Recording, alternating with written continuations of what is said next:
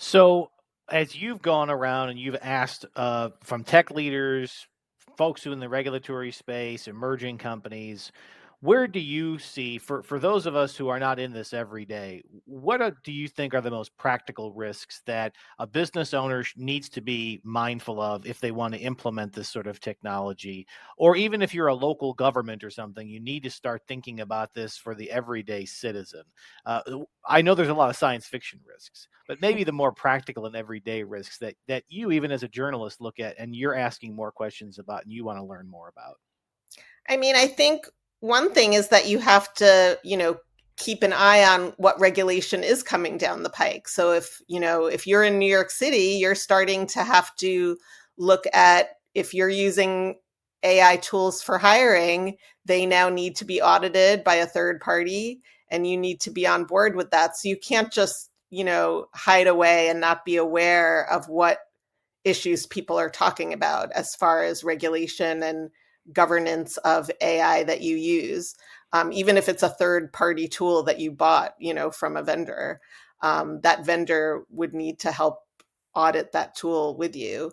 But some of the immediate risks I think would be, very recognizable to any business owner. Like one is liability. Like, am I going to be liable if I use um, ChatGPT in my company and it says something really bad that impacted someone on social media, or if I used a tool, an AI tool in my retail system, or if I was using imagery that was using an AI image generator like Dolly or Midjourney, and I was using copyrighted material, like, am I liable for that?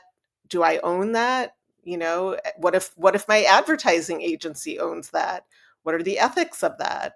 And a lot of these issues don't exactly have resolutions quite yet.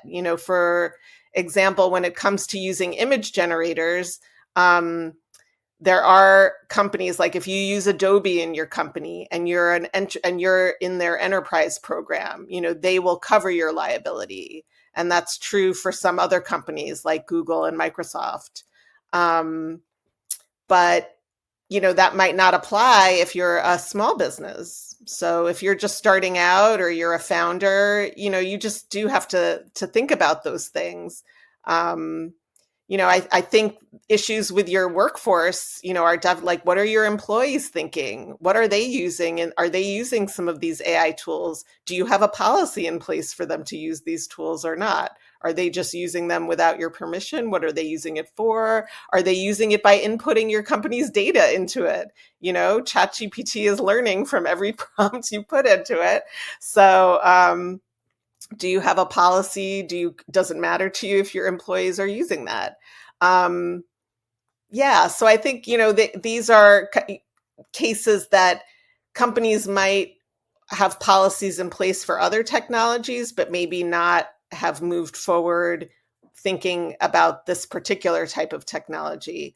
You might, if you have people that work on cybersecurity for you. These are issues that are coming up as far as security risks. Like there are people using AI to hack into your systems. So, I feel like there's a real education and awareness that's happening now, that wasn't there before because it didn't have to be. Like maybe if you were a smaller company and you weren't using AI tools, then you weren't a large company that had its own data scientists or machine learning engineers working on things for you. You didn't really have to concern yourself with this, but I think now obviously it's totally different. It's impacting your business, it's going to impact your employees, it's going to impact you personally. So I feel like keeping abreast of issues, having policies in place, but also understanding what the tools are. Like, I feel like, it's one thing for your kids to start using it for homework, but if you haven't tried some of these tools and have an understanding of what they can and can't do, you might find that, like, these aren't useful for my business right now anyway. Do I really need to be using them? until we know more about how things will play out, legislation wise. How do I feel about it ethically and morally? Yeah, so I feel like, there's a lot of educating coming right now. There's a lot of learning, and it's the development is happening at such a big pace that, it's really impossible to keep up. But if you can pick a couple of, news sites that you trust to read and keep abreast of some of these issues that go beyond maybe what, consumers are reading about, like getting scared about robots coming. Like if you're interested in it from a business standpoint, there are sources you can read that kind of, focus more on that. And then, just maybe trying these tools out yourself and seeing what you think. What do you see as the next chapter of this? We just talked about where we've been, kind of where we are. What are you excited about as you look over the next 12 or 18 months? What are the questions that are being asked in this industry that once they get answered, we'll know what the next step is in the implementation, the practical implementation of artificial intelligence in our everyday lives? Well, I think that, when it comes to generative AI tools, we're going to really continue to see very targeted and focused applications by industry and by task. So, for example, tools for marketers, tools for salespeople, tools for your HR department, tools for legal departments, um, tools for helping, just business owners with all of the things that they need to do every day. So as opposed to just these like general chatbots or, you know, just very general applications that you might think work for everybody, it's going to get very targeted by task and by industry. So if you are, a factory, making products in this particular industry, there'll be these AI applications for you. If you're a salesperson in a retail company, there'll be these tools for you.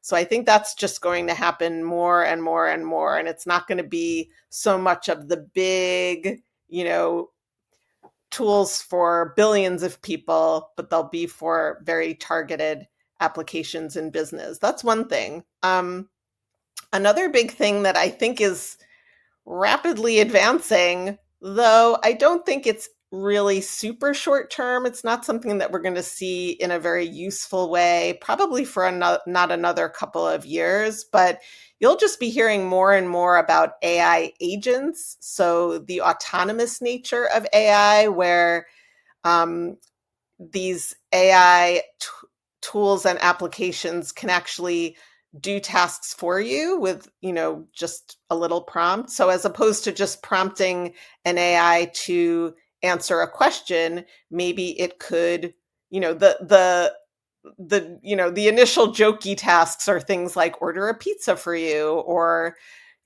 set up your travel itinerary, but just all sorts of like tasks, bunches of tasks together that an AI agent could go forth and do for you. Just this morning, for example, I mean, this isn't something that will be applicable to the average person, but just as an example, NVIDIA's research teams came out just today with an AI with research that showed they had developed an AI agent that could autonomously train robots to do things.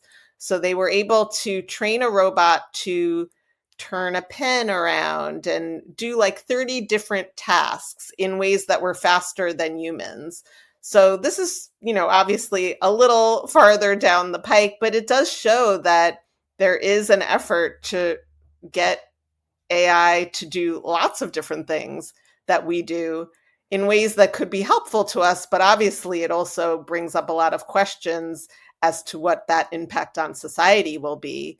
And the impact of autonomous AI agents would be even bigger than what we've seen so far with generative AI. So that's food for thought.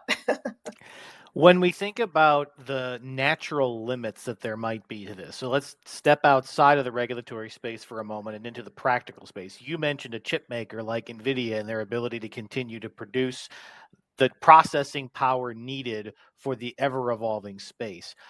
Are there hardware limitations? Are there physical limitations on what these models can do, the power they rely upon, parts of the world where this may be harder to implement? Are there these practical things that companies are going to have to think about as they try to implement the next generation of what you're talking about here, whether it's AI agents or anything else? This all requires computing power. And I'm just curious from your perspective, where is that going to come from? To hear the answer to that question, simply click the link in the description of this video to access the full episode. And don't forget to subscribe to this channel for videos like this, and subscribe to this show anywhere you get your podcasts.